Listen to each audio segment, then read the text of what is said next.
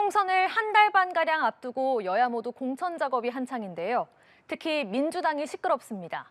비명계 공천 학살 논란에 당내 반발이 확산하고 있는데요.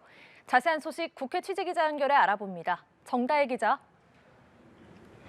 네, 하위 20% 통보를 받은 비명계 의원들의 반발로 민주당 공천 갈등은 연일 격화하고 있습니다.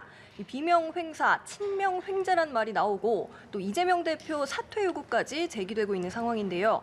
이재명 대표 오늘 기자들 앞에서 입을 열었습니다.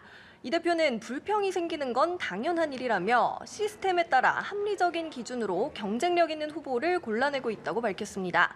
일각의 사퇴 요구에 대해선 툭하면 사퇴하란 분들이 계신다며 그런 식으로 하면 365일 내내 대표가 바뀔 것이라고 밝혔습니다. 그러면서 국민의힘을 향해 1등을 경선에서 배제하는 해괴한 공천, 입틀막 공천이라고 비판했습니다.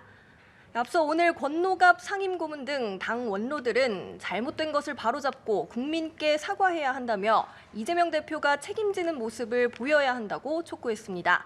공천에 직접 관여하지 않는 홍익표 원내대표도 나서서 국민께 실망을 드려 송구하다며 머리를 숙였습니다. 박용진 의원은 하위평가 재심을 신청했다가 하루 만에 기각됐다며 재심 절차에도 문제를 제기했습니다.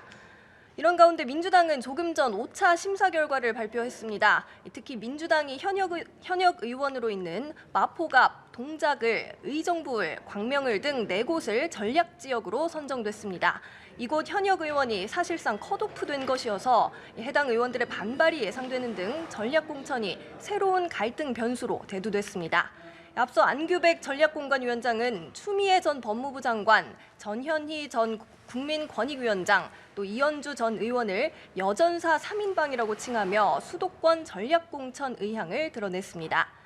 한편 공관위는 서울 동대문갑 안규백, 동대문을 장경태, 인천 연수갑 박찬대, 대전 서구을 박범계, 또 충남 아산을 강훈식 의원 등 12명을 단수 추천했습니다. 도봉을 등 경선 지역은 4곳이 추가됐습니다. 네, 국민의힘 상황도 알아보죠. 상대적으로 큰 잡음은 없는 것 같습니다. 네, 지역구 현역 의원 컷오프가 한 명도 없는 국민의힘은 대체로 공천이 순조롭게 진행되고 있다는 평가가 많습니다.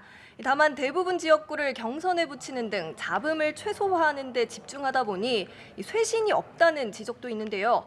한동훈 위원장은 감동이 없다는 정도의 비판은 최선을 다하고 있는 걸 언론에서 인정해 준 것이라고 밝혔습니다.